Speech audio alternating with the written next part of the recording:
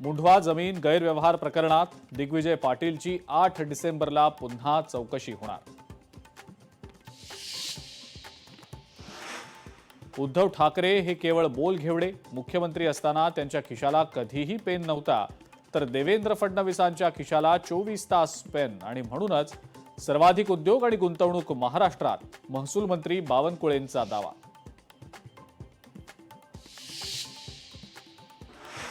शनी शिंगणापूर देवस्थानच्या 2 कर्मचाऱ्यांना सायबर पोलिसांकडून अटक। देवस्थान ॲप घोटाळा प्रकरणी सायबर पोलिसांची कारवाई।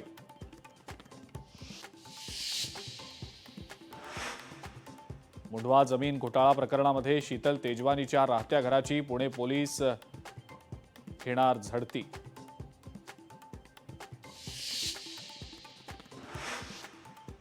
देशभरात इंडिगोची तब्बल 550हून अधिक उड्डाणं रद्द, हजारो प्रवासी अडचणीत।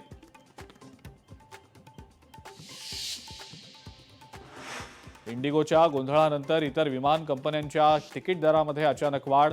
दिल्ली ते मुंबई तिकिटाची किंमत 80,000 रुपयांवर।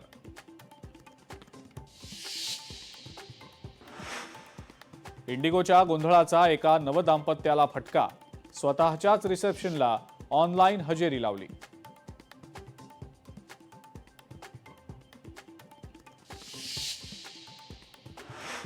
रशियाचे राष्ट्राध्यक्ष व्लादिमीर पुतीन यांना राष्ट्रपती भवनात गार्ड ऑफ ऑनर, पंतप्रधान मोदी आणि राष्ट्रपती मुर्मू यांच्याकडनं स्वागत। रशिया आणि भारत या दोन्ही देशांमध्ये शिखर चर्चा। भारत आणि रशियातले संबंध ध्रुवपदासारखे, आरोग्य, शिक्षण, दळणवळण, सागरी क्षेत्रात दोन्ही देशांमध्ये 7 महत्त्वाचे करार। दोन्ही देशांमध्ये कनेक्टिव्हिटीसाठी प्रयत्न। दहशतवाद विरोधी कारवाईमध्ये रशिया भारत एकत्र असणार।